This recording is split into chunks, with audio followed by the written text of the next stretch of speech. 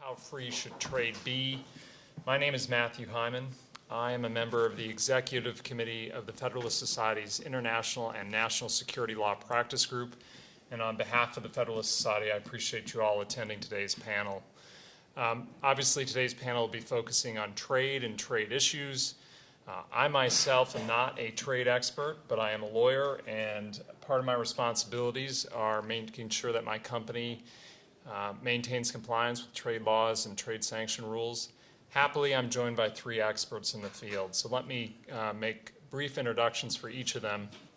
The plan for the panel discussion will be that each panelist will speak for 5 to 10 minutes, sort of setting forth their philosophical approach to trade and trade issues.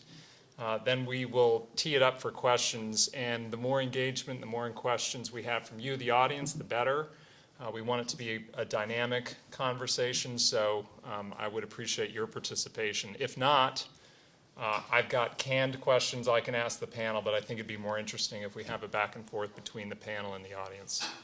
So first, on my right, I'm joined by Professor John O. McGinnis. Professor McGinnis is the George C. Dix Professor of Law at Northwestern University School of Law.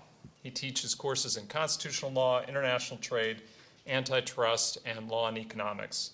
Before his academic career, Professor McGinnis was the Deputy Assistant Attorney General at the U.S. Department of Justice in the Office of Legal Counsel. He also clerked for the District of Columbia Circuit Court of Appeals. Professor McGinnis is a graduate of Harvard College, Balliol Oxford, and Harvard Law School. So, go Crimson, right? To my left, I'm also joined by Celeste Drake. Ms. Drake is the Trade and Globalization Policy Specialist at the AFL-CIO, where she advocates for reforms to the U.S. trade policy to create shared gains from trade. She has been actively involved in negotiations on the Trans-Pacific and Transatlantic trade and investment deals. Before joining the AFL-CIO, Ms. Drake was a legislative director for Congresswoman Linda Sanchez and a legislative counsel for Congressman Lloyd Doggett. She clerked for the U.S. Court of Appeals for the Ninth Circuit. Ms. Drake holds a JD, an MPP, and a BA from the University of California, Los Angeles, which means go Bruins, right? And then finally, I'm joined by Ambassador Grover Joseph Rees. Ambassador Rees served as the first U.S. ambassador to East Timor from 2002 to 2006. Following this post, he was the special representative for social issues in the U.S. Department of State. Prior to these roles, Ambassador Rees was a senior staff member with the Foreign Affairs Committee of the U.S. House of Representatives. He was the general counsel for the Immigration and Naturalization Service, and he served as the Chief Justice of the High Court of American Samoa. Ambassador Rees is a graduate of Yale University. He received his law degree from the Louisiana State University School of Law. Go Bulldogs, go Tigers. So with that, you can see we've got a panel of genuine experts. I'm looking forward to their comments. So, Professor McGinnis, may we begin with you? Thank you, and thank you very much to the Federalist Society for inviting me here to talk about trade, a subject which I'm pretty passionate about because I think it can really advance human welfare. Now, I'm going to just outline very generally some arguments for trade in response to some of the arguments that have been made against it. My arguments will be pretty abstract here, and I look forward to questions and exchange for more specific issues. Because my point here is not to argue that we need to have absolutely free trade, but that there should be a strong presumption in favor of free trade, by which I mean taking down tariff and other restrictions to people trading across national boundaries. And the arguments for that are economic. There are also, I think, human rights arguments, and finally arguments in favor of internationalism and the advantages that brings. The economic arguments I'm going to be brief on because I think those are pretty well known, that international trade helps create wealth among nations and peoples because it allows countries to specialize in what they produce most efficiently and trade for other things that they produce less efficiently. Thus, in the United States, we're pretty good at coming up with new ideas for things like software and entertainment, but other less developed nations maybe better and can produce at lower cost textiles, clothing, and some of the interior aspects of the mechanisms for the gadgets that some of our people in the United States think up. So that's the basic argument. I think there's an important new argument in the sense that we live in a very much innovative world, and creating new innovations have the possibility for really improving welfare.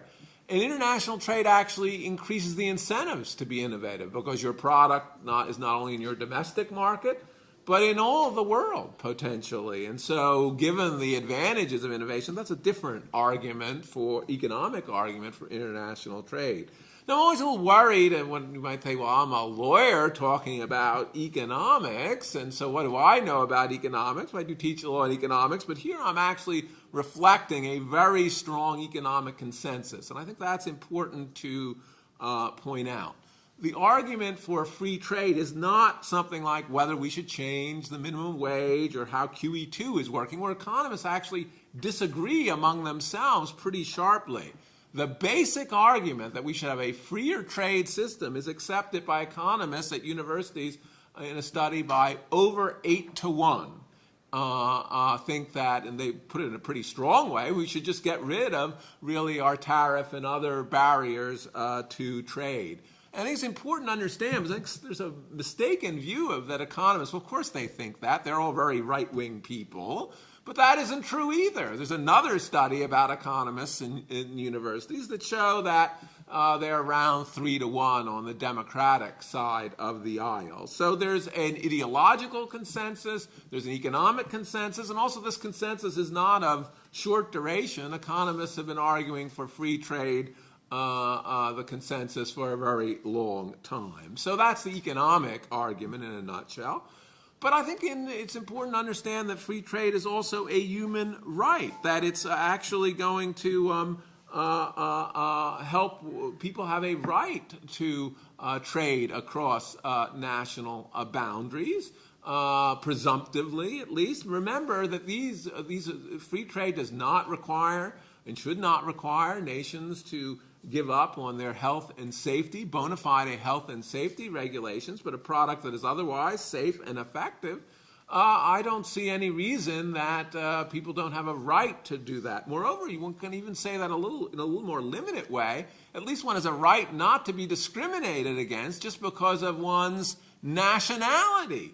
That seems to be a very strong idea of connected to universal human rights, and that's the problem with tariff barriers and other barriers that are just aimed at keeping foreign goods out of the nation. That they discriminate on the basis of nationality, something that is obviously not connected in any way to human worth. And so that's why I think one has to understand trade as a human right. And finally, I think the argument for trade is that it promotes internationalism, no less than the person who wrote the book on civilization, Lord Kenneth Clark, said that looking at the history of civilization, the great advances in civilization came from periods of internationalization. And internationalism is really promoted by trade. It means that people mingle among themselves through trade routes. It actually gives people a stake in the prosperity of other nations. And that's one of the reasons, of course, that something like the European Union emphasized the importance of free trade after the disasters of the world wars. It was the idea that by creating economic connections between nations, one would not eliminate, but very substantially reduce the dangers of war. And so that's another very large advantage of trade, a view also that has its roots since the Enlightenment. So let me talk, and I understand we'll talk much more specifically about when this presumption may be overcome, but let me talk about two arguments that are often made against trade, and to say that that often I don't think these arguments succeed. One argument is that trade is a problem because it creates inequality. One point about that is that's often not true at all, that actually the increase in trade has been a great promoter of equality worldwide. They're all very poor people in places like Bangladesh and indeed in China that were able to become wealthier because freer trade structures allowed for textiles and low goods produced by people with relatively low skills to be sold around the world. In that sense, they're the poorest of the poor. And one of the striking facts in our freer trade world is that we've actually very much reduced the people who earn only $1 a day. So that's an advantage. Now, it's a little more complicated when we come to an advanced nation, because some of the people in our nation worked on textiles. But I think it's important to understand that even the less well-off people in our nation get some kinds of diffuse advantages from trade. Because of the cost of textiles going down, actually the cost of living for poor people in the United States has been going up much less than the cost of living for other people, because they pay a much larger portion of their income for things like clothing and things that are made more cheaply overseas.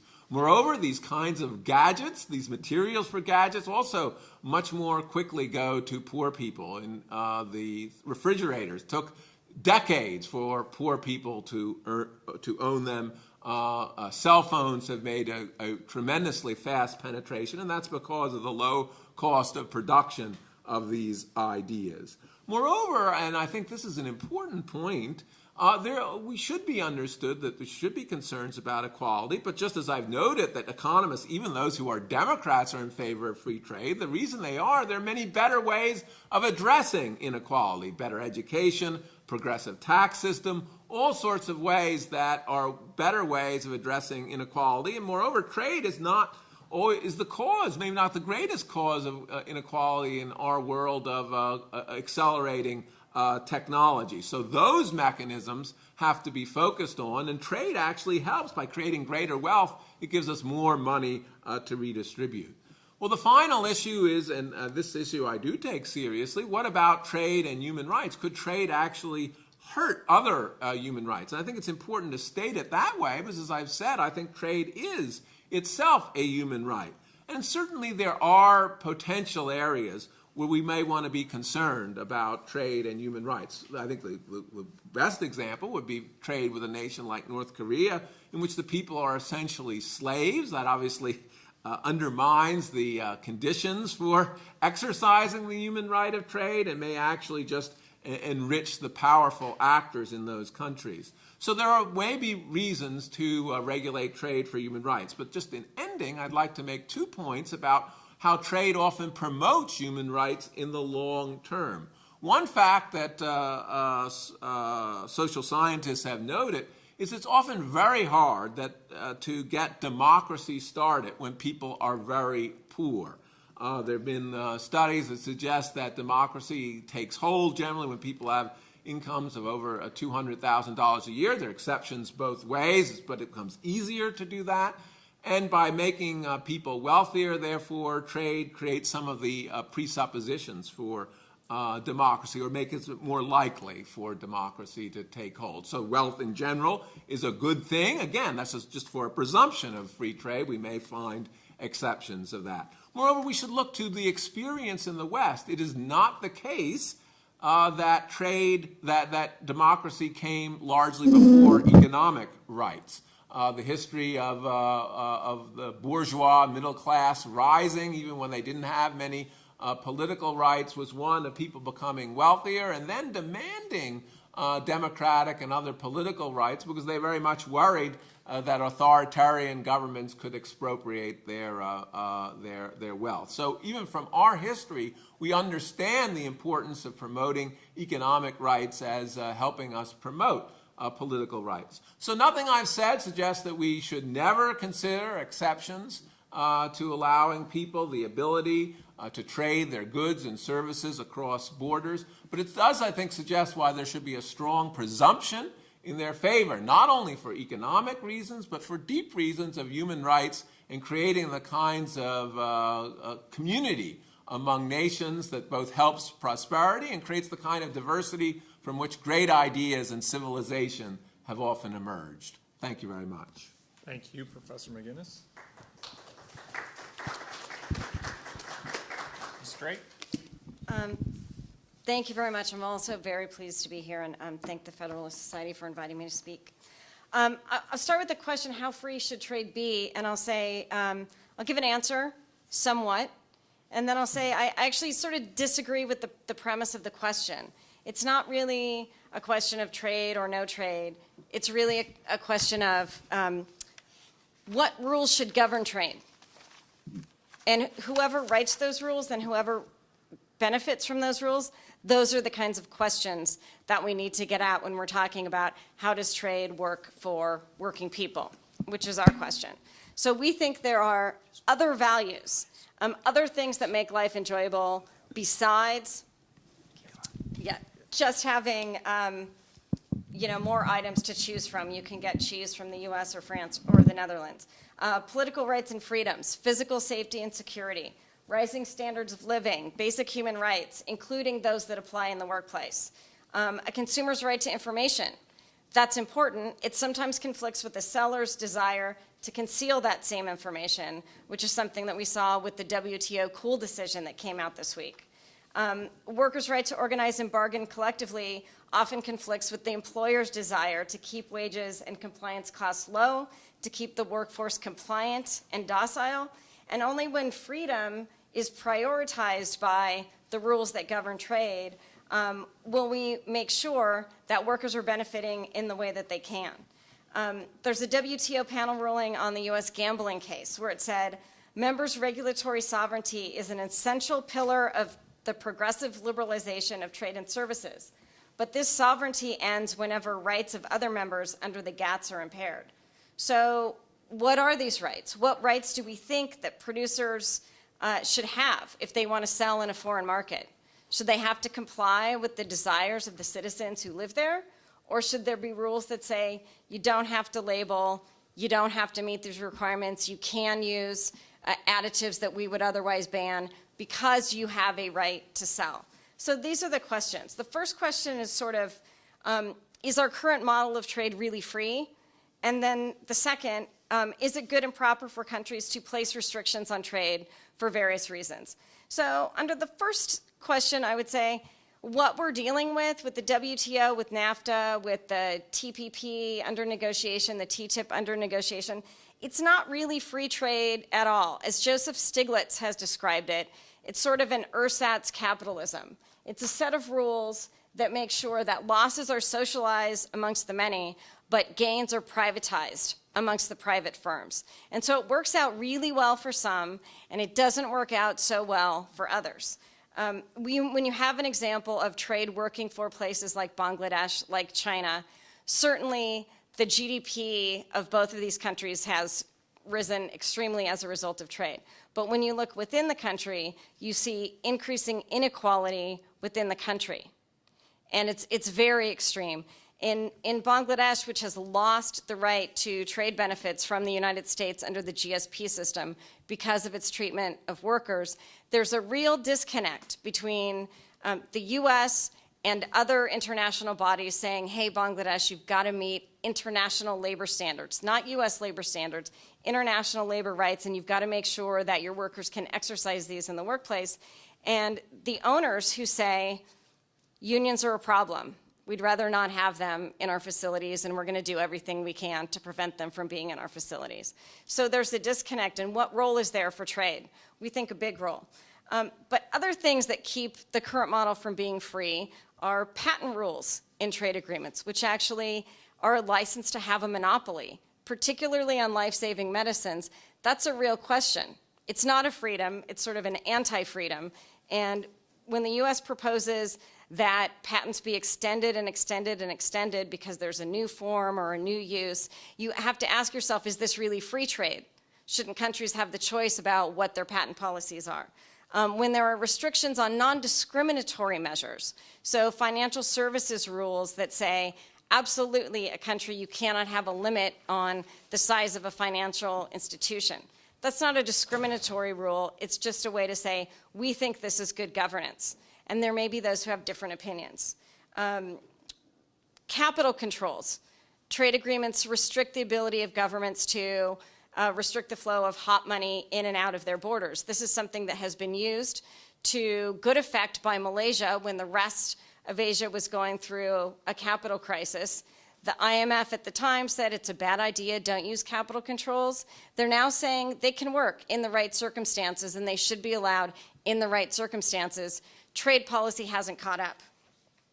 And then, of course, investor-state dispute settlement, where individual businesses have the right to go before an international arbitral panel and challenge a country for its laws that may not be discriminatory and may not have anything to do with expropriation.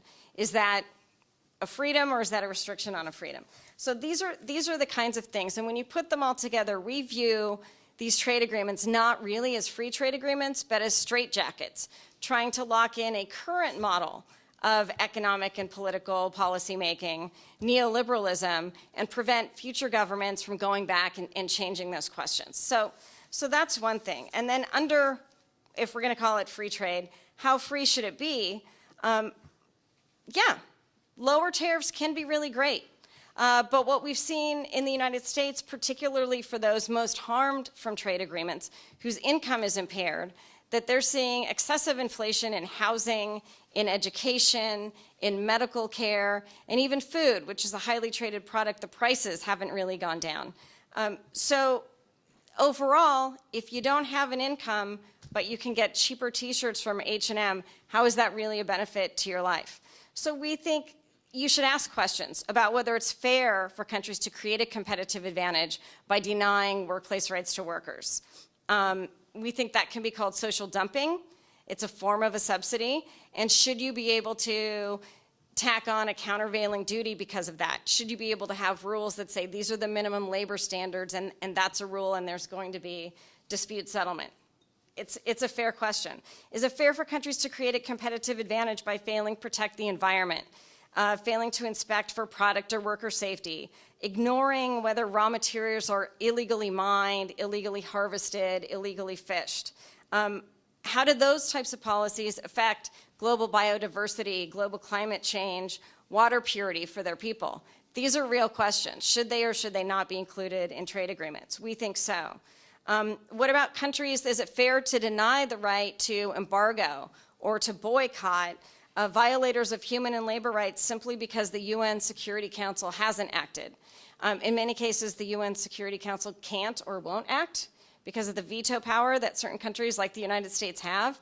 So it almost reduces the choices that countries have when they want to act internationally because some of their economic tools are gone. So does it force them to a more military answer right away?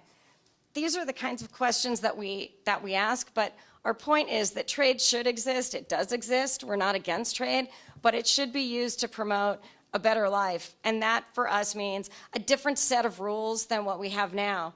And we may end up with the same level of trade. We may end up with more trade, but we think we also end up with a society that has greater equality, shared prosperity, equal chances, not where those that have already made it are writing rules that really benefit themselves and kind of keep others from reaching that level. So, thanks very much. Thank you. You pass the mic.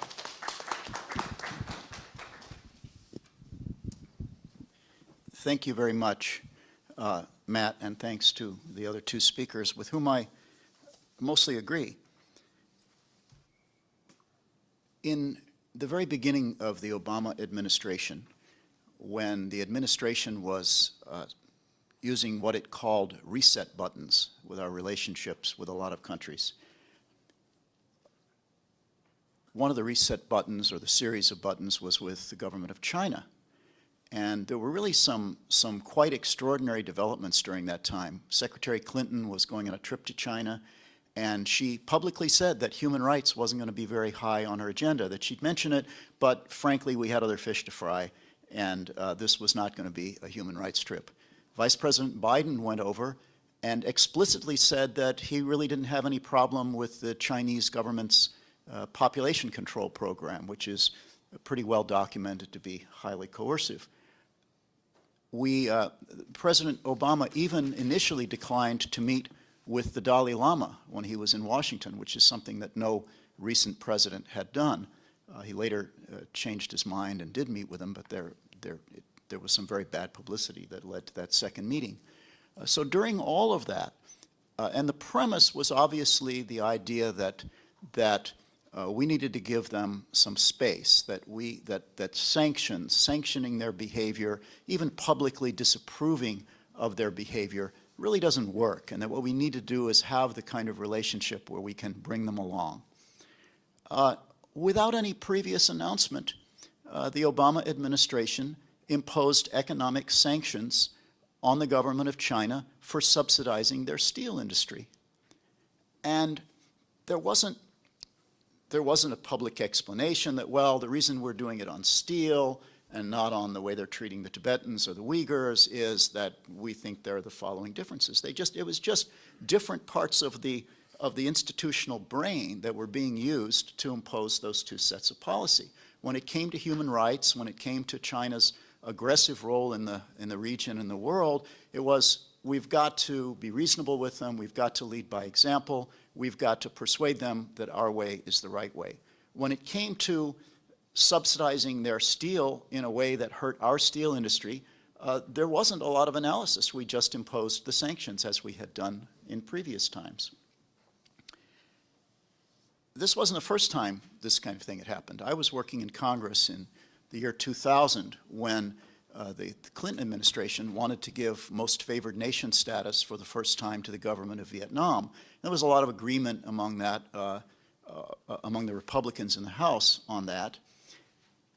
But there were two groups within Congress that wanted to try to stall most favored nation status in order to get something out of it. First, there were 50 or 100 members of Congress who felt strongly about the government of Vietnam's human rights practices, that they routinely imprison their political opponents, dissident religious figures, they torture people once they're in jail. There was a whole laundry list. It was the list you'd expect, not very different from China's, and that we needed to get some improvement, some fundamental improvement in those areas. This was a big thing we were giving them, and we needed to get a lot of those human rights improvements out of it because we weren't going to get it later. And there was another group of primarily senators from Mississippi, Arkansas, and a few other states who were worried about the effect that most favored nation status would have on the catfish industry because Vietnam is a major catfish exporter. Well, most favored nation status, or normal trade relations as it had been renamed by then in the United States, was held up for 4 months, but not by the human rights concerns. In the end, government of Vietnam agreed to change the name of their catfish to ba sa, the Vietnamese word for catfish. And so if you've seen ba sa in your grocery store, that's the rest of the story. As Professor McGinnis has pointed out, if we wanted to have free trade, we, the United States, philosophically believed and empirically believed that free trade was going to bring benefits to the world, we'd have an easy way to do it. We could simply lower our own or eliminate our own tariff barriers, eliminate our own barriers to bringing things into the country, except those that are really related to essential health concerns about the objects themselves, and hope that others would learn from our example. This is exactly what the business community urges us to do on the human rights issues. They say we've got to be there, we've got to trade with them, we've got to invest in the countries. They're going to see that our way is better. Eventually we will create a middle class in these countries, we'll create a market for democracy. It's going to take a long time, but eventually they'll come around. When, however, the government of China or Vietnam doesn't crack down on software pirating, that's not what the same interests in the United States say. They don't say, well, we got to understand that they're coming from a different place than we are on software piracy, and we're going to have to lead by example, and they'll see that our way is better, and eventually they'll come around. No, there's something called Section 301. I'm not actually sure what section, what law it's a section of, but we impose or threaten to impose Section 301 sanctions, and the behavior usually improves.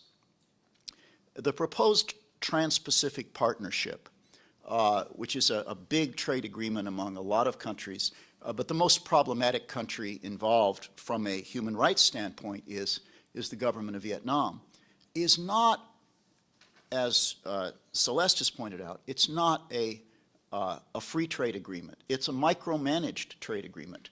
we are trying to improve the behavior of the other members of this proposed partnership, especially those with highly authoritarian governments such as Vietnam, in a number of ways. We are insisting that they change their financial regulatory systems. We're insisting that they eliminate legal and non-legal but practical discrimination against our products. We are insisting on the changing mechanisms for resolving investment disputes. And then in other areas that are not really directly related to opening markets, we're also insisting on changes. As again Celeste has pointed out, patent and copyright protection is really not about increasing the freedom of trade. It's about increasing what we regard as the fairness of trade. We don't think it's fair that our people should do all this work and somebody else should just be able to reverse engineer the product and sell it for a lot less. I happen to agree with that, but I don't think it's properly characterized as a freedom of trade concern. It's a fairness of trade concern, and we are insisting on that. So since we're insisting on all these conditions, why shouldn't we also insist that they release the 1,000 or so people whom we know to be in prison because of their political or religious beliefs or because of expressing those beliefs in peaceful ways? Why don't we also insist that they stop torturing those people once they're imprisoned? Why don't we insist that they repeal their laws against, for instance, propaganda against the state, and my very favorite, taking advantage of democratic freedoms to injure the national unity, for which they have put people in jail, and there are many people in jail under those laws.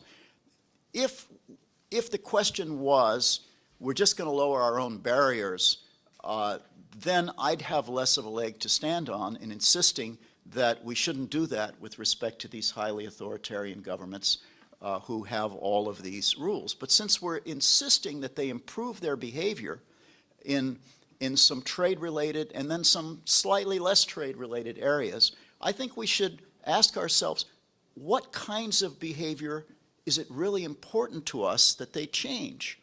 And I think that if we ask the question that way, it's hard not to include political and religious prisoners, people who really are often in jail because they share our values, because they share our opinions, sometimes because they fought on our side in the war, and that hasn't been forgotten. What we need is one debate instead of two debates. If we're going to have a debate about sanctions, if we're going to have a debate about what conditions should be imposed on trade, it should be the same debate when we're talking about the economic good behavior that we want and the other good behavior that we want. We cannot simply have the sloganeering that unilateral sanctions don't work when we're talking about human rights, when we're talking about labor rights, which are sometimes human rights, such as the right to organize an independent labor union, and then have a more practical, well, sometimes sanctions do work argument when we're talking about economic behaviors that we want to change. I want to close with three reasons why I think that it's really important. Aside from just that human rights are important, there are three reasons why giving economic benefits, such as the membership in the Trans-Pacific Partnership, to governments like Vietnam, without insisting on improvements in their human rights practices, will inevitably have unintended bad consequences. The first is the message we send when we hold their feet to the fire on catfish, but not on torture. I mean, the two basic rules of economics are what you subsidize, you get less of, and what you penalize, what you subsidize, you get more of, and what you penalize, you get less of.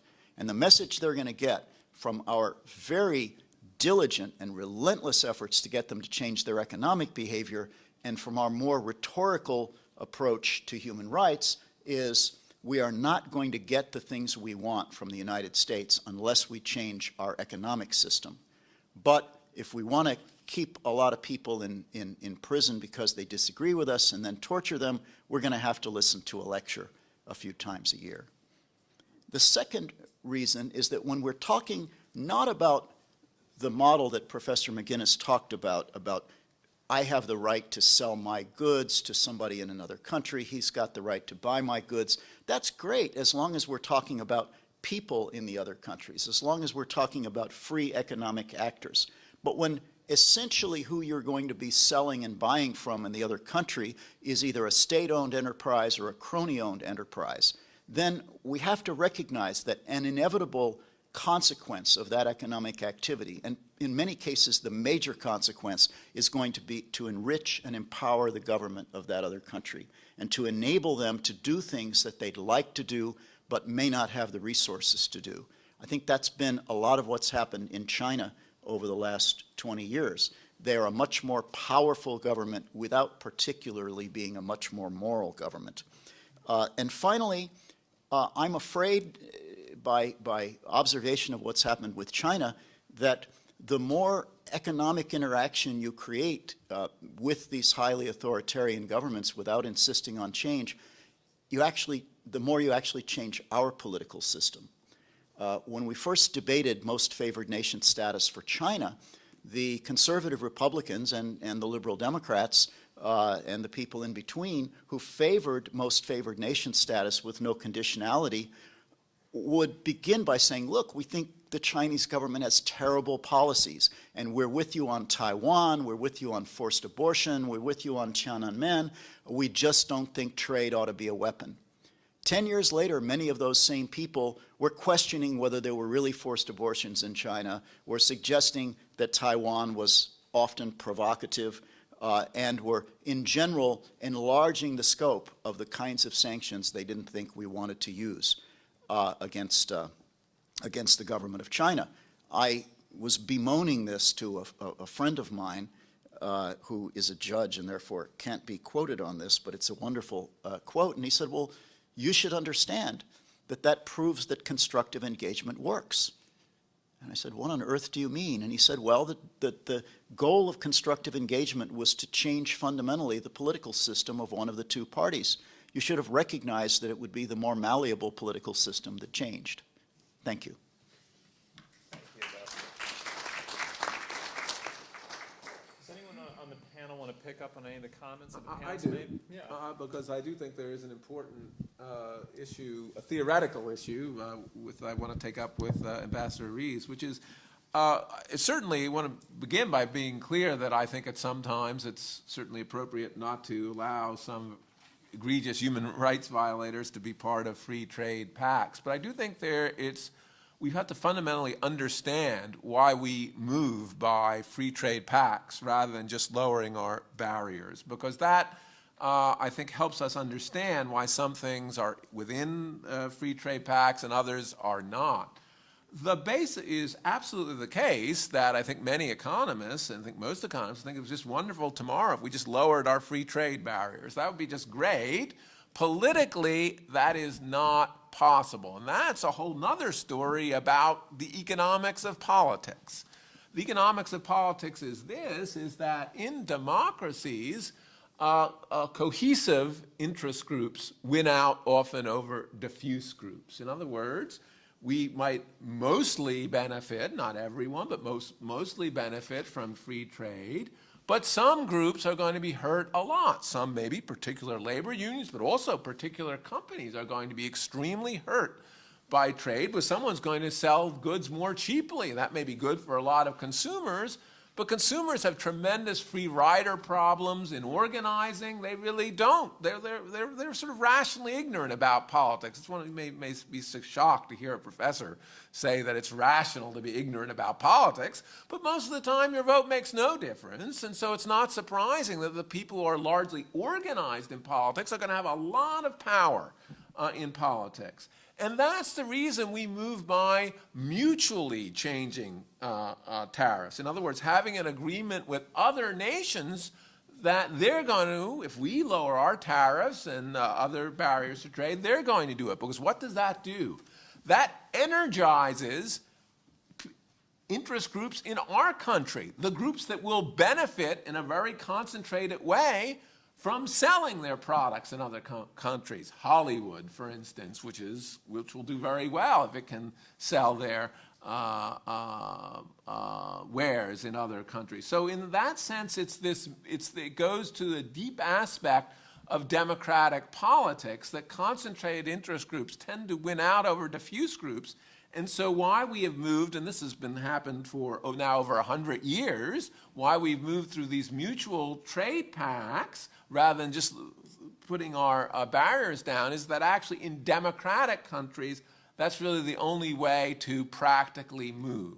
And that should give us at least an understanding that the reason we're demanding that other nations put down their trade barriers and not have a sort of different kind of trade barrier, allow our companies in and then discriminate against them in the way they treat them under their law, is not actually because we want them to improve as an abstract matter. It's we need that as a condition actually of creating this trade pact, because if they didn't lower their barriers and didn't do a variety of things like that, we wouldn't be able to sell the trade pact here. And that's just a mechanism that I think is well understood about why we actually observe that we only have mutual trade pacts even in completely democratic countries with human rights where there really aren't kind of human rights concerns. And so that at least should show us why it is, I think, a little different, and maybe it's, again, permissible in some instances to demand religious freedom and things, was that actually is not about energizing the possibility of getting a free trade pact, because that doesn't advantage some exporter group in our nation. And so I just think that's an important theoretical distinction to understand. The other thing I would just say is that some things I disagree with Ms.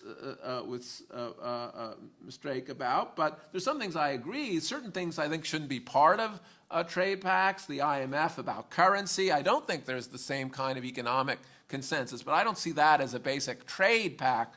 The trade, I'm talking about freedom in goods and services, not about a government's ability to address their currency. That seems to me a different issue. And I also tend to agree that the rules should permit nations to have whatever standards they would like, so long as they do not discriminate against foreign actors. Thank you. Any other points you want to I'd pick like up to on? respond Sure. a bit. I mean, I think that's where, in these free trade agreements and how they're made, becomes a real question. In the United States, since the Trade Act of 1974, passed under Nixon, there's this policy called Fast Track that enables the trade agreements to be negotiated largely behind closed doors, which is a really interesting question, given that we're now in the TPP up to a trade agreement which has 29 proposed chapters. You know, only 4 or 5 of which are really about the sort of tariff-lowering market access issues that the professor is talking about. The rest of which really have to do with, there's a chapter on financial services. How can you regulate Wall Street? That's our question. And is our ability to regulate Wall Street at all constrained, restricted, put in a box by the agreements that are being made in the TPP? There's a chapter called sanitary and phytosanitary measures. So that means food safety. You know, is the ability of the U.S. to make food safety rules going to be constricted and subject to trade challenge at all by what we agree to? These are things that we as Americans are used to dealing with in a democratic fashion. Some member of Congress or senator writes a bill, introduces it, puts it in the hopper. Anyone in the country can read it. Maybe it goes nowhere, maybe it gets a hearing. Anyone can attend the hearing or watch the hearing. Maybe it gets a markup. That's public. You get to see the chairman's mark. You get to see what amendments are offered or not offered. It passes the committee. Maybe it gets all the way to the floor. You get to see what happens on the floor. Is it an open rule? Is it closed rule? Does it change again? At every stage, interested parties, whether businesses, workers, environmental advocates, human rights advocates, can weigh in and say, support this amendment, oppose this amendment, vote for the bill, don't vote for the bill. But there's a process. And yet when these same types of regulations and restrictions on what we can do with health and food and financial policy are in trade agreements, We don't have that opportunity. So while I think, we would agree that non-discrimination is a great theory by which to promote international trade, it goes far beyond that. And we have instances of rules being challenged, like the little label when you buy a can of tuna, is or isn't it dolphin safe? And is just having that label a trade restriction? To most Americans, the answer is no. It's not saying that some tuna can't come into the United States and be sold here. It's about providing consumer information about the manner in which that tuna was caught. Was it dolphin safe or was it not dolphin safe? And yet, the World Trade Organization decided that's discriminatory. It's trade restrictive, and we're going to say this is how you can or can't do that. The same with the country of origin labeling. The Canadian and Mexican ranchers for cattle and for pork don't want to have that label because they think it's going to reduce what Americans are going to buy. And the slaughterhouses, frankly, don't want to keep the Canadian cattle in a separate pen, and so they say it's discriminatory. Americans, the small cattle growers in America, they say it's not discriminatory. American cattle have to be kept in a separate pen too. So it's exactly the same treatment, and yet the WTO has said it's discriminatory. So there are a lot of really deeper questions about, it would be great to say governments can regulate in the way that they want to, but what we found is that they can't, and the system is setting it up so that decisions are taken out of the level at which voters participate. If decisions are made at the level of an international trade agreement, whether it's the NAFTA or the WTO or the TPP, there are no voters there at the national level, at the international level. The voters are at the national level. So the more that those who want to promote deregulation as the mode of international commerce set up the rules so that they're made at the international level, the less impact that we all have. And when these are done behind closed doors, and then they're enacted, and then they're permanent, we might not find out till later all of the creative way that lawyers, like all of us in this room, might choose to use the rules to attack a particular regulation that they do or don't like. So. Anything else, Ambassador? Well, I just want to say that I agree absolutely with Professor McGinnis that that's the way it works, that the reason we can't just lower our tariffs is that there are going to be people in the room who don't want to do it that way, who have important interests to protect. Labor and the environmental movement, by the way, do get a seat at that table, although it's kind of a small seat sometimes. All I want is for American values, for the principles we believe in, before we call somebody a partner, to have a seat at the table too. I want those of us who actually lose sleep over what happens to people in Vietnam and China to be regarded as one of those interest groups that you have to pay off before you can have the bill, and that there's nothing wrong or fundamentally anti-trade about that. It's just the way it's done. So with that, why don't we open it up to the audience for questions?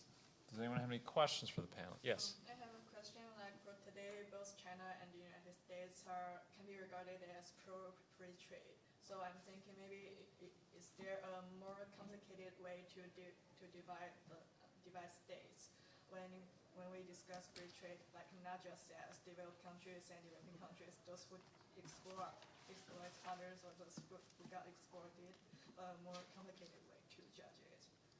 Yeah, let me just repeat it just so everyone can hear the question and let me know if I'm capturing it. The question was, is there a more sophisticated way to determine whether countries are pro-free trade or not based on where they are on their development path? Is that a fair rendering? Do you want to take that, Celeste? Sure, I'll start. Yeah, I think it's the question is much more complicated than is a country pro-free trade or not. China is pro-free trade and it's benefiting a great deal from the trade regime. But you also see the United States pointing out not just China, but the BRICS countries, India, Brazil, South Africa, Russia, as emerging markets that aren't playing the trade game by the U.S.'s rules. And in many cases, we as the American labor movement support some of the U.S.'s complaints. The China in particular is using some strategies that the U.S. views as not fair, not free trade. Currency manipulation is one. The use of state-owned enterprises that get special subsidies and benefits that private enterprise in the U.S. doesn't get is another. And these are ways that we've seen a lot of investment move from the United States to China, which has been great for China in general. But we're left here with workers who have depressed wages, with workers who have fewer choices in jobs. They've gone from perhaps computer manufacturing plant, steel manufacturing plant, textiles was mentioned, but all kinds of high-tech goods, appliances, autos have gone not just to China but to other places, in part because of these different ways of trading. Now, why should China, which is doing pretty well under its own regime, say to the United States, yeah, you're right, the absolutely free trade method, we're going to use that, even though we've been doing pretty well under this different method. So there's an obvious conflict, and I think one of the things that the U.S. is trying to do with the TPP is to set up this alternate set of rules with countries that are also heavy trading partners with China, to say if we can get Vietnam and Brunei and Malaysia and Australia to really follow our model, perhaps China will move closer to the U.S. direction. Now, I think there's a lot of problems with that model. China's got a competing agreement called the RCEP, which contains all the same countries that the TPP does. And China's not asking of its trading partners some of the things the U.S. is asking with regard to labor rights and environmental standards, but also with regard to patents and financial services and all of these other things. So it's a different model, and what we're seeing is the WTO stalling because of the different models, because a lot of the other developing countries are fighting back against U.S. proposals. And so maybe the WTO doesn't proceed apace, and we go with these regional agreements, and maybe they work and maybe they don't. But while there's some sort of new and interesting and innovative things in there, there's a lot of this sort of, as I was describing, ersatz capitalism that can be really beneficial for particular private actors in the agreement while purporting to have high labor standards, leaving people, human beings, average workers behind. So, there are a lot of lines that cut on a regional basis, on a political basis, on an economic basis, and I think it's very important to point out it's not really a simple question of countries that do or don't want free trade. I don't have anything. No. Can I just talk? I think one of your questions relates to the issue of international free trade versus more local free trade agreements in some sense, insofar as we think more specifically. In general, what economists like international free trade agreements because they think that local free trade agreements can also divert trade, and so they are not as beneficial as having the WTO. On the other hand, there are real problems, and this I agree with Celeste, at least as a political matter, in trading with countries that have state institutions. You might worry that one of the exceptions, I think, I said it's the only presumption of free trade, I think is state organizations, because they actually can subsidize their goods and actually engage in predation. They can subsidize their goods and throw other companies out of business and then raise their prices. I think that's often very hard for private actors to do, antitrust shows that, but it's easier for governments. Governments have very, very deep pockets, and so that's a concern I think you have, and I think that's why any progress in international trade may well require some agreements about restricting those kinds of subsidies. We've seen that with respect to the EU. The EU, which is a very free trading group, much stronger rules than the international world, has rules against such subsidies. And when there is general agreement in the sort of kinds of organizations you have trading, and also to go back to Ambassador Rees, when there's much greater consensus on international human rights, it's sometimes much easier to get free trade agreements. And so I think here I think the economists are sometimes wrong in saying, well, we just should wait for the international agreements and ignore these larger differences. And so for instance, there is now on the table a possible agreement between the EU and the United States, which I think are at largely similar levels of development, and I think that is perhaps one of the most promising areas of promoting free trade, precisely because it doesn't have these kinds of differences. Now, that doesn't mean I don't think we should keep working with the WTO, but one other point I'd make about the relation between regional agreements and international agreements is sometimes the regional agreements can lead to a kind of congruence of interest among the people in that trading pact, because they all are essentially more one economic entity, and that actually makes it easier to engage in international agreements, because one of the real difficulties of international agreements is you have hundreds of countries trying to come together. So I take your question, at least as a legal matter, to be thinking about, should we think about regional trade pacts when people actually are often at closer levels of development and we don't have these problems of state-owned enterprises and other differences that I think sometimes are real problems in creating a single rule. Yes, sir. Mine's sort of going back to incorporating human rights into these trade pacts. Do you see more going on with, I guess, bilateral trade agreements with trying to incorporate those instead of like the TPP, where you have so many different states where they have kind of different interests and different levels of human rights? Do you see more going through bilaterals, possibly, I guess, a way to kind of eventually get more multilateral and incorporated into those, or do you think it would have to start on the bigger scale to kind of go further down? Do you want to? Well, I think I really sort of answered that. I think maybe I'll respond, but I think the argument is I think that may well be the best way to move. The Doha round for those who aren't trade experts, it's been the latest round of the WTO, has been, I think, somewhat stymied by a variety of reasons. And I think one of them is there are such different levels of development that it's often hard, and such different institutions, particularly state-owned institution, that it's hard to have an agreement. And I think it's much easier sometimes to have agreements that are between countries with similar levels of development, and I would encourage a focus on those at the moment.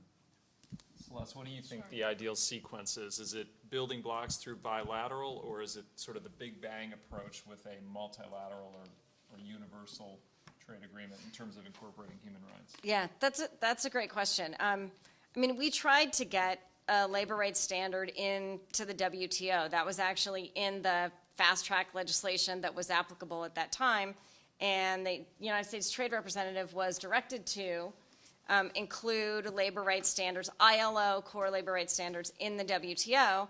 And what we got back from the USTR was, well, we raised it, nobody was interested, so we dropped it. So again, that's one complaint about having delegating trade authority and then not having a way to make sure that what you've asked the administration to do, it actually does. But there were real concerns from, there isn't a unified international position on the labor movement on how to get this exactly right. There are those who I think are rightly concerned that should the WTO be the body making decisions on what constitutes an international labor right? Do we want the same people that made the decision that country of origin labeling violates international trade rules, saying what constitutes freedom of association and the right to collective bargaining and the right to freedom from discrimination in the workplace? It's a real question. On the other hand, if you have an international organization that's governing all trade and you say labor's not an issue here, any country can treat its labor in any fashion and its goods are still fairly and freely traded, that's also a problem. So I think just as a practical matter, we have pursued telling our own government to pursue labor rights standards anywhere you can. And it's been, if you take since NAFTA, it's not been a straight line, but it's been a general trend of trying to get higher labor standards and better enforcement in each successive agreement.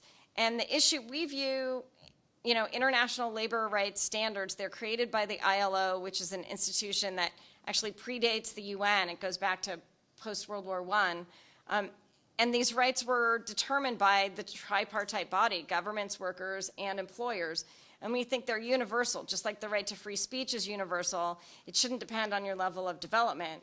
The right for workers to associate and act collectively in the workplace is universal. Things like what's your wage level, what are the benefits in the workplace, those can obviously depend on level of development. But basic human freedoms, we think, don't. And so if we're using any methods that we can to push them, we know that the U.S. is asking for a strong labor chapter in the TPP. We've told the government what you're asking for isn't good enough. It's not going to make the changes we need, but keep pushing for whatever you can get. And we're going to continue to use tools through the generalized system of preferences, through AGOA preferences, whatever we can do to try and bring worker standards up. Because our strong belief is you get at those issues about unfair pay and unfair benefits and discrimination in the workplace if you can first get workers the freedom to say, we want to group together and we want to act collectively. Because then they can offset the power of the employer a little bit and address those issues. We need a raise, we need better benefits, we need safer conditions, whatever it is.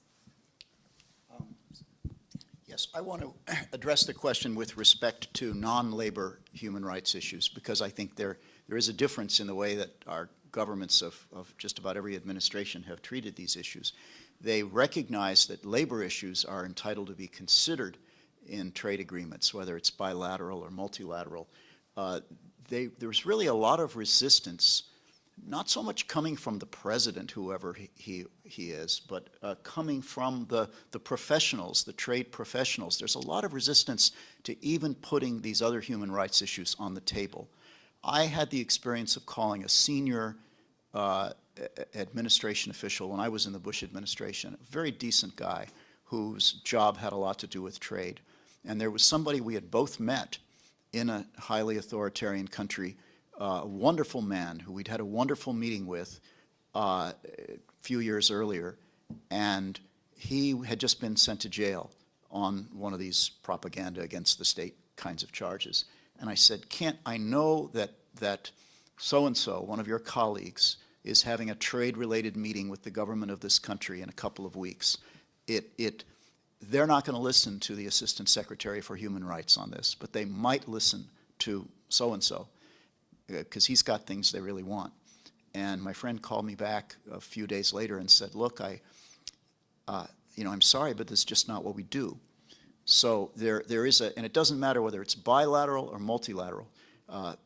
70-some members of Congress, I believe it was, sent a letter about a month ago to President Obama saying the government of Vietnam should not get the Trans-Pacific Partnership membership, and it should not get lethal weapons, which we also were in the process of relaxing our standards for giving them lethal weapons, until they do the following. And we're not talking, by the way, about jury trial and a bicameral legislature. We're not talking about making them be exactly like us. We're talking about not having them imprison people just because they've got the wrong religion or the wrong political opinions, and then not torturing them when they get there. That's what we're talking about. And the letter came back, and it was a very nice letter. It was worded in a way that implied a basic level of agreement. It said, we really care about these issues. We do everything we can to promote them. And by the way, we're going to have a strong labor chapter in the TPP. So implicitly, they were saying none of these other issues are entitled to consideration. And by the way, we went ahead and gave them the lethal weapons. Any other questions? Yes, ma'am. She started with you, Professor McGinnis, and your thought about the approach to free trade and how I does... can't say I'm particularly familiar with the particular food spike in 2007 to 2008, but I would say that in general, markets are the way of dealing with changes in food prices, so that particularly having the forward markets, the option markets allow us to hedge against greater prices in food. So I can't speak about something specifically about that, but I think in general, the structure of free trade is going to and has made people eat better over the time. And let me just be clear about this. There's just, I think, an enormous evidence that there were all these people who lived under less than $1 a day. And free trade, or freer trade, it certainly is not free, but lowering barriers in the West has allowed people to export their goods. And so it's one of the difficulties, of course, is one may always point to some event that seems to be this problem or that, but to look at the arc of what has happened in the developing world and how many people have moved not to wealth by any means, not even to middle class standards, but away from grinding poverty. That actually has been the story of the last 40, 50 years in world. We have really eliminated, or not eliminated, greatly reduced the kind of grinding poverty, and trade has made a big contribution to that, because there are a lot of relatively unskilled people in the world who, through either textiles or through being able to export their trade, have been able to do better. So I'm afraid I just don't know of the incident you're talking about, but over time, I think it is very hard to dispute that freer trade through the GATT has contributed greatly to reducing hunger and the extreme poverty that was the lot of people all over the world.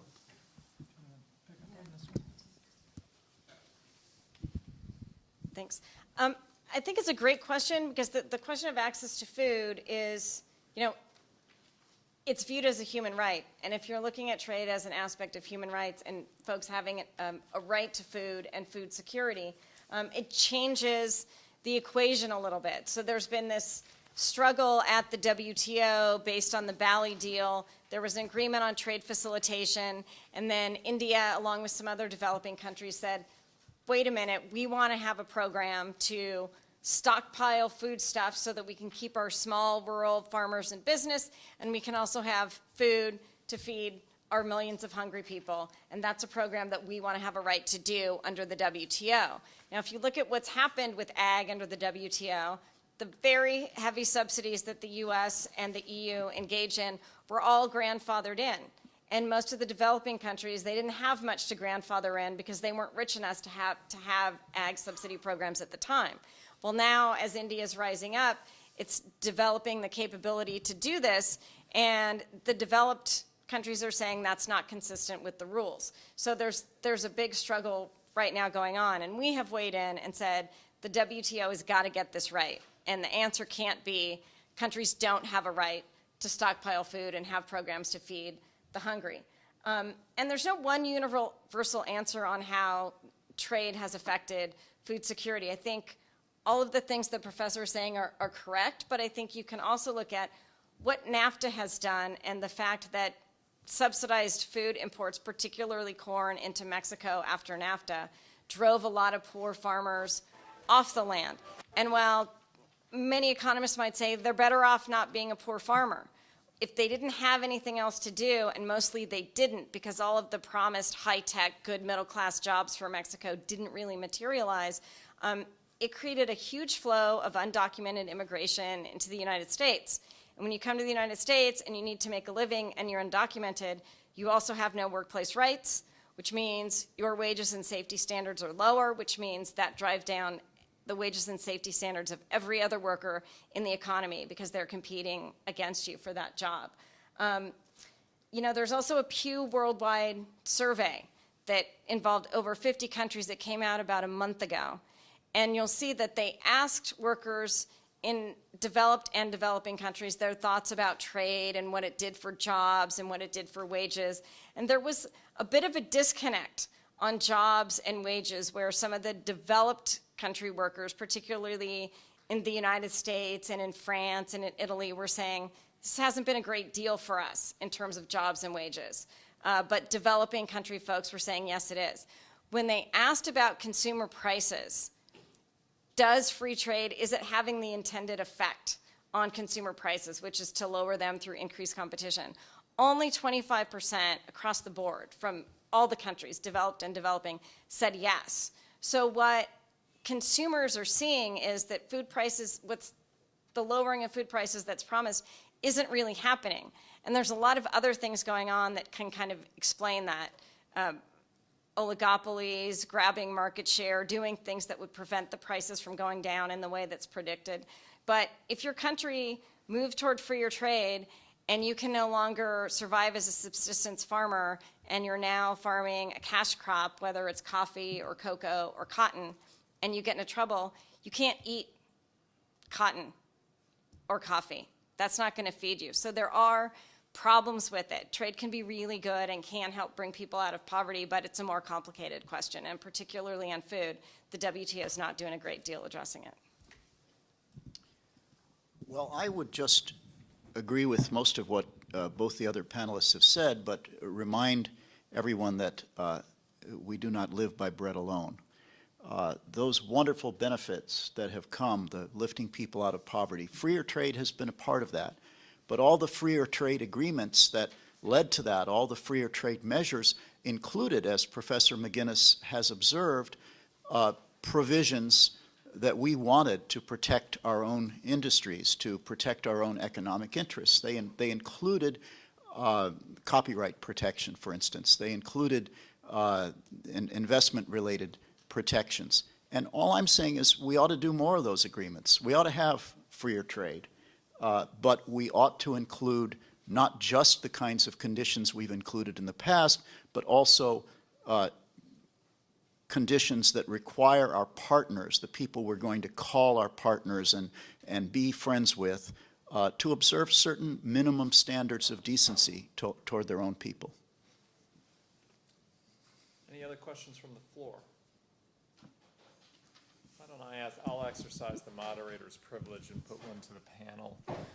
And maybe I'll put this one to you, but I'm certainly interested in Professor McGinnis's comments and Ambassador Rees' views. And I've heard you mention a couple times, Celeste, the notion that as nations develop, there's inequality, and perhaps these trade deals exacerbate that inequality. And I'm just wondering, how would you construct a trade arrangement that would lead to a balanced approach? Because as I think about the history of most development nations, there's always sort of a faster track for the people at the top, but that historically, even, and if we look at the history of the United States in the Gilded Age, there was tremendous concentrations of wealth at the top. But I think through that industrialization period, we would say overall the population benefited, but not at the same pace. And I'm just wondering, from your perspective, how would you construct a trade arrangement so that you could achieve a more balanced or maybe a more even-handed benefit across the socioeconomic classes? Great question. I wish I had a silver bullet to do it, but certainly this is something that I grapple with every day in my job, and I think there are a number of things that we would put in for starters. And number one is you would address labor and human rights, and not just labor rights. But for instance, there's a trade agreement in South America, Mercosur, many of you may have heard of it. It has a democracy clause, and it says if any country fails, no longer has a democratic form of government, the rest of us can suspend the trade benefits to that particular country. And that's one thing we have recommended to the USTR that it include, because that's a way, again, to use the economic sanctions to get at some of the things that the ambassador is talking about. There's definitely an overlap between human rights and labor rights. If you don't have freedom of speech, how can you possibly advocate for a union? And where does your economic and workplace advocacy stop and sort of your political beliefs start? So certainly we would say more of these need to be included. You also have to look at the effectiveness of how you would do this. Again, it's not about taking the National Labor Relations Act and importing it to somewhere else and saying, you've got to follow the U.S. as a model. First of all, we wouldn't hold up the U.S. labor laws as the best model in the world in the first place. But even so, it's simply complying with international labor standards. But how do you figure out when a country isn't, when workers aren't able to join together and collectively act the way that they should to better their own conditions. And we think you don't really leave it up to the diplomatic corps, because there's always going to be some reason why it's not in the United States' interest to go after another country because of poor labor record. And whether it's because Bahrain is hosting the Fifth Fleet, or whether it's because Bangladesh is a partner in the war on terror, or any of these reasons, you want to hand it over to some sort of independent body which is really concerned about human and labor standards and can act on those without being afraid that it's going to offend the nation's government in question. And make sure that it's at least as enforceable as the commercial interests. Again, in the commercial sphere, if one particular investor has any complaint at all, that investor has recourse to self-help. They can challenge the law or the judicial decision or the administrative rule in question directly at a private forum, and have that private forum say, yep, that law violates your rights as an investor. That government either needs to remove it or pays you. And then you get to keep that money. We think that whole thing is very undemocratic, and that investors of a country and of a foreign country shouldn't have different rights. But it shows you an example of, if the United States wants something to be really enforceable, it knows how to write those rules. And so far, it hasn't written those rules for labor. So that's one aspect. But the other aspect is that the rest of the agreement, where our rules often sort of invite challenge and say, let's restrict regulatory space, whether it's food safety or financial services or medicines, the rules have to be written in the other direction. So rather than the government having to prove that its interest in food safety or affordable medicines or a stable financial system is bona fide, those things should be taken as given. And anyone that wants to challenge something as sort of a disguised restriction on trade needs to have a much heavier burden to show that what's happening really is a disguised restriction on trade, and not just a regulatory barrier that a private enterprise doesn't want to deal with, because those are two very different things. Finally, we'd want to have mechanisms that not just encourage but require the parties to revisit and see how they can create a spiral up in standards and living conditions for the people rather than a minimum floor, because that's really the heart of the matter. When you have a band of elite doing very, very well because of trade rules and the masses not doing so well and finding themselves always being told, well, to be competitive, we have to freeze wages. To be competitive, you better not vote for a union. To be competitive, we're not going to give you any pension benefits anymore. There's got to be a countervailing mechanism that says we're trying to drive everyone into the middle class, because the middle class buys things, the middle class creates demand, and that's going to create global sustainable growth. There's got to be a way to say we don't just have a floor. In a little while, our floor is going to be higher. In a little while, our floor is going to be higher. So ways to revisit and raise the standards. And so perhaps not as concrete as you wanted, but those are sort of the three areas that we would change. Any thoughts, Ambassador? And I'll give the professor a crack at it as well. Yes, my only, I've laid out pretty clearly what kinds of things I would include that have not been included. I just want to make clear, Celeste mentioned democracy. I would not insist that we only trade with democracies. I might, if there were fewer non-democracies in the world, if there were only a couple of holdouts, but I just don't think that is realistic. That really does mean we're insisting on regime change as a precondition of trade, and the governments that we're negotiating with have zero incentive to agree to that. I would insist that they not put people in jail for advocating democracy. I think that's a different thing, and freedom of information, as I'm sure as Celeste has said, and I'm sure Professor McGinnis would agree with, is not unrelated to economic freedom. You can't really have economic freedom unless you have a freedom of information, and I assume that one of the things we'd be trying to achieve by trade agreements is to make these other countries at least more economically free. So I would insist on some basic political and civil rights as a precondition for entering into these kinds of agreements with countries, but it would not include that they that they have to have true democracy.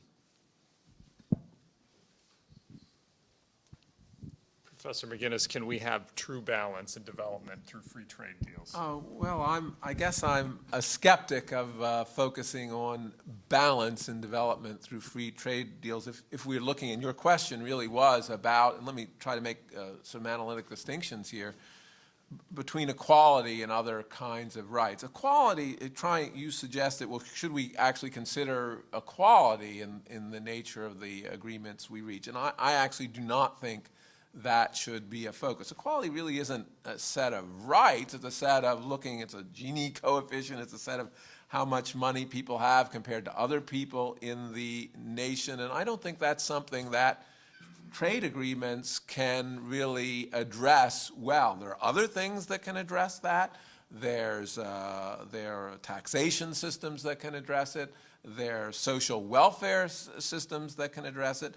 But indeed, this is a theorem of economics that regulation is a very poor way of creating equality because it has all sorts of costs. Many of the people who benefit from the regulation will be actually wealthy people. That often crony capitalism is marked by having a lot of regulation, by keeping out, by putting barriers to entry, indeed by creating a structure in which people will be immune from the danger that they will be competed away by other nations. So it's just, I think, a very poor mechanism for creating equality.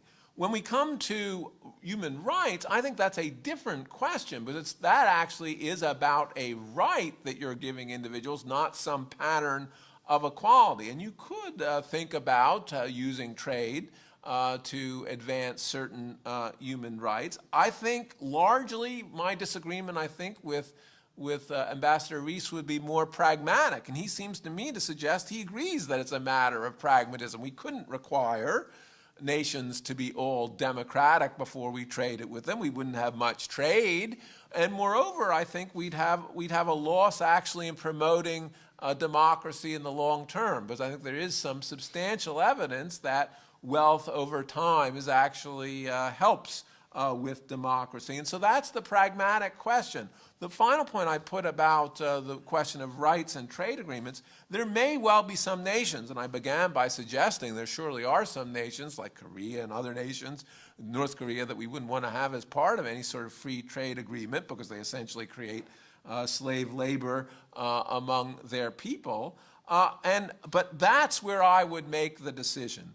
If they fall below a certain level of human rights, I would simply not have them within our free trade pact. The difficulty, though, of making actual human rights to be a subject of suits in the trade free pact is I think often that becomes a mechanism for protectionism, that people attack other nations for not having a certain set of human rights, and that's really the reason is that nation is having very low sort of import. So I'd make the decision if someone's really an egregious rights violator, maybe they just shouldn't be part of our trade pacts. But I think it is problematic to have a structure in which we are going to actually review the human rights of other nations within the trade structure. Yes. And I just want to make clear that I agree with that I think these things should be preconditions. I think unless it's something like the right to organize an independent labor union that's pretty closely related to economic activity, the dispute resolution mechanisms that are created by trade agreements are not typically suited to deciding whether you've imprisoned a certain Buddhist monk because of his political or religious views or because of something else. But I do think we should, our big chance to get improvements is at the point where we're entering into these agreements. We are coming up on 2 o'clock. We've got time for one last question. If there's anyone else from the audience that'd like to pose one to the panel. Hearing none, well, let me ask one last quick question while we still have the panel here, and that's about presidential fast-track authority. And I know, Celeste, you probably have some views, but is fast-track authority necessary from a practical perspective of getting a deal done and through Congress? I think I heard you maybe allude to the fact that it's not absolutely necessary, but I'd certainly like to hear the panel's views on that. I think as a practical matter, if you analyze the votes for free trade agreements over the last 20 years, it's clear that if it's a good agreement, it can pass without fast track. And certainly the question really is Congress's ability to amend the implementing legislation, not really the question of amending the underlying agreement, because there's really no authority to do that. And that's why you see a lot of treaties and conventions and other things waiting to be passed by the Senate, because the Senate isn't going to amend the Convention on the Law of the Sea. It's either going to pass it or it's not going to pass it. So there does seem to be a free trade majority that could pass it without fast track. The problem is there's a little more uncertainty by the administration of, well, what about the textile interests in the South and the fish and the labor advocates and the environmental advocates? And they know they'd have to put something together that's perhaps a lot more sensitive to a lot of these different issues. And if they have fast track, they can, in a sense, blow off one interest or another interest, as Professor McGinnis was talking about. Because when the only question is, we have this agreement, the implementing legislation cannot be amended, we don't want to send it back to the table with our negotiating partner, it's a real hard sell. The administration comes up to members of Congress, and I saw it as a congressional aide, and they say, you can't vote no on this agreement. You would be reneging on all of the U.S. promises. You would be alienating an ally. You've got to vote yes. So even though it's got these horrible provisions, and I know you don't like investor-state dispute settlement, and you know that the labor chapter isn't strong enough, and you don't really like what it does for access to medicines to poor people and our trading partner, still vote yes. And so I think there's a better way to get all of the interests at the table, the human rights interests, a larger voice for the consumers who are widely dispersed and not just the vested capital interests. And I think the fear is, like, it's never been done that way. The sort of vested interests like the way that it's going. They're getting free trade agreements on the model that they want. And so that's why we're having a bit of a debate. But there seems to be, I think, in this particular Congress, some appetite for change coming from the right and the left, from Tea Party conservatives who don't trust the president and don't want to give him a blank check in fast track, and from folks on the left saying, wait a minute, we've got a larger problem here with free trade than we thought. Let's do something different. And I think they might. Any quick comments on fast track, Ambassador? Yes, and then we'll end with the professor. I mean, I think the problem with fast track, certainly I'd want it if I were the U.S. Trade Representative. It makes things easier. It's the same problem that we had with Obamacare, where basically a bill that was already done and that couldn't be changed because they didn't have the votes in the Senate to approve the changes, so it couldn't be changed in the House. And Speaker Pelosi famously was reported to have said, we have to vote for it and then we'll find out what's in it. Well, that wasn't the first time that had happened with a bill. When I worked in Congress, we used to have a big omnibus bill at the end of the year, and nobody knew what they were voting on. It was just, and everybody knew that you had to vote for it because you weren't going to be able to keep the government running. And that's when a lot of the really mischievous stuff got put in. If the administration knows that the bill can be amended on the floor, or that the House can adopt a rule that allows the bill to be amended on the floor, they'll be more careful to put in things that are more fundamentally defensible.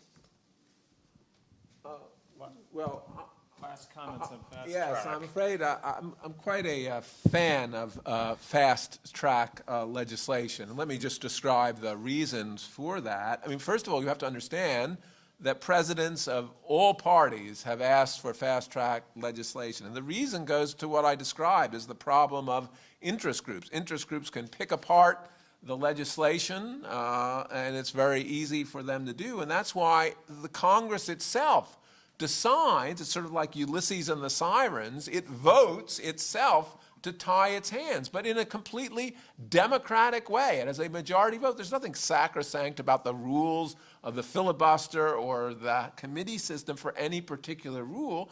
Political scientists have suggested that there's nothing sacrosanct about having any particular kind of rule. We have various kinds of rules for different kinds of legislation that take account of political realities, and these take account of the political realities that I describe. That's the domestic point. The international point, I think, may be more important. The United States is the leader in all trade agreements in which it is a party.